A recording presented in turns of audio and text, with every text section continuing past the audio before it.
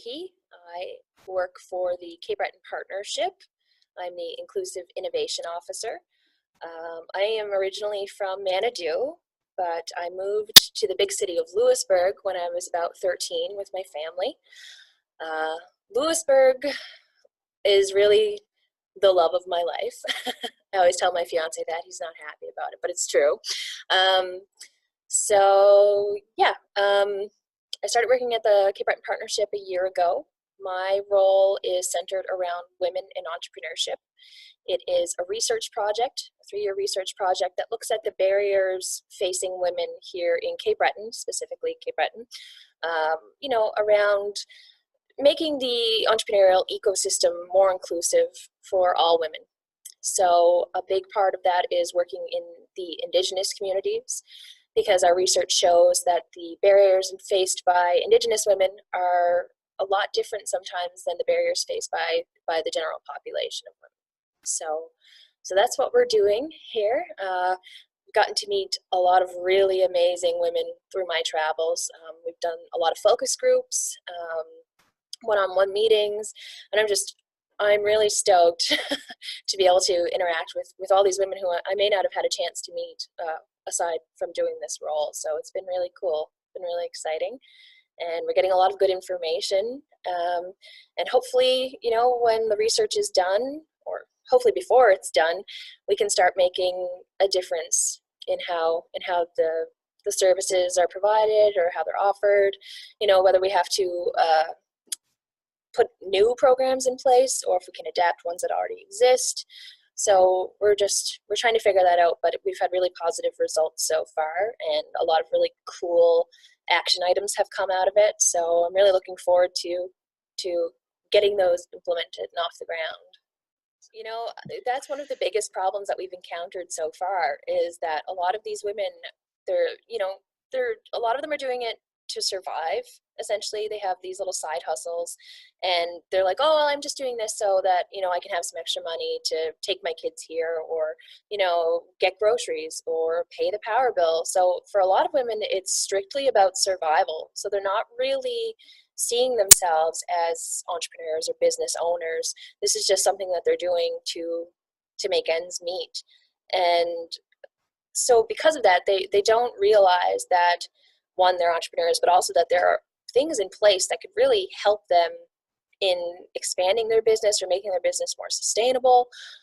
So getting people to recognize that I don't have the answer until you really sit down and tell them, no, you are running a business. This is a business.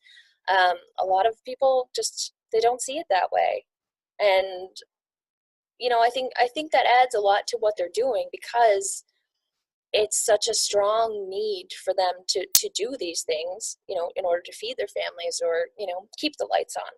And so you get a lot of passion that comes through it in that sense, but not a lot of recognition for them. Yeah, language, I think, is something that's really important.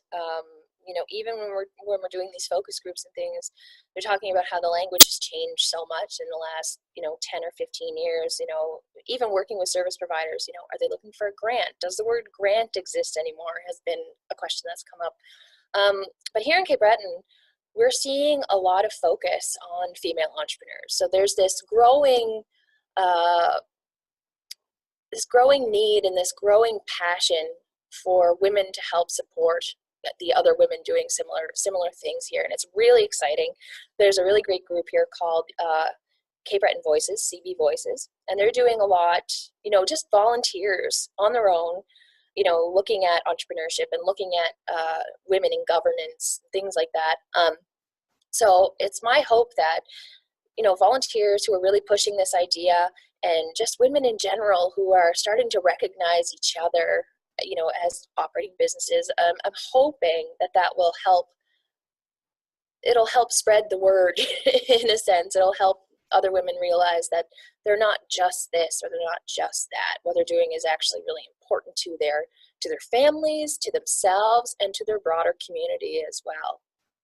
So hopefully that will do it. Anything like that. We're merely getting their stories, finding out what has been an obstacle for them in their business lives, whether that's access to childcare, or living in a really rural setting, which can make, coming to service providers really difficult.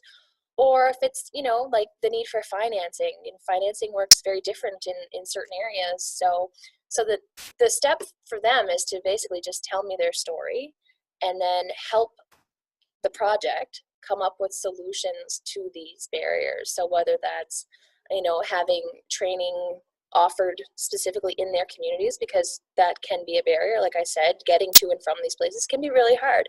Cape Breton isn't a big place, but we're pretty spread out. So, offering in community training, or, just doing Q&As, a lot of people don't even know where to look for supports. So, getting that word out there is part of it. So recommending other women is really important. If they know someone who has a really interesting story to tell that would help influence the project, or, just connecting with everyone, so we are going community to community, and it's been really great, honestly. And each community actually has its own barriers. So it's making the scope of the project pretty wide, because, lots of places have things like economic development officers that are in writing communities, and some places don't have that. So what's the difference there? And, how can we start to sort of mend these gaps? You would know that some of these businesses exist if not for actually getting into the community and meeting these people. And there are people who are just doing the most amazing things I would never have thought of in a million years, and things that are really impactful, not just for themselves, but for their communities. And it's so amazing. Sure. One of the other big things that we've been seeing is a lack of mentoring.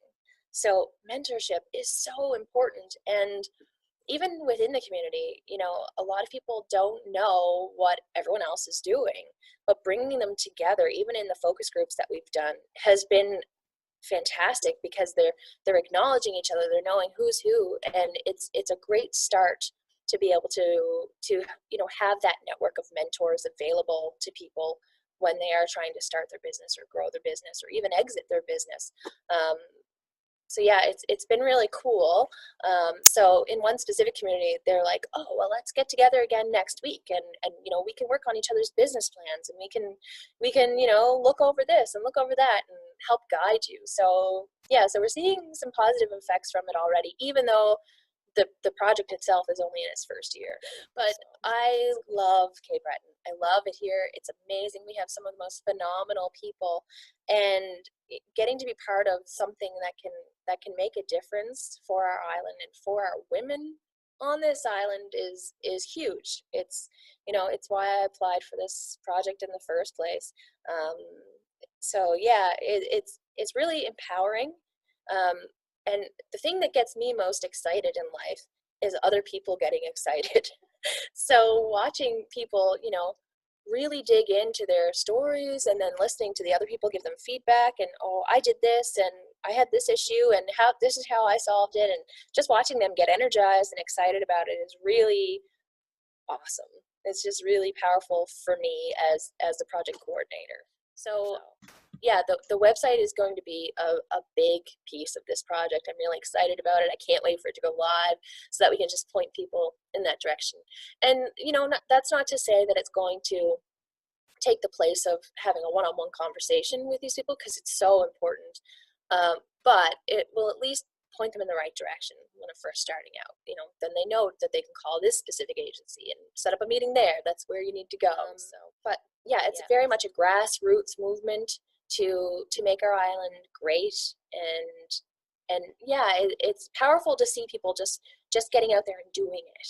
So they're not waiting for someone to tell them it's okay. They're not waiting for someone to come in and save us. Just doing it ourselves. And I have so much respect for that. So it's really powerful.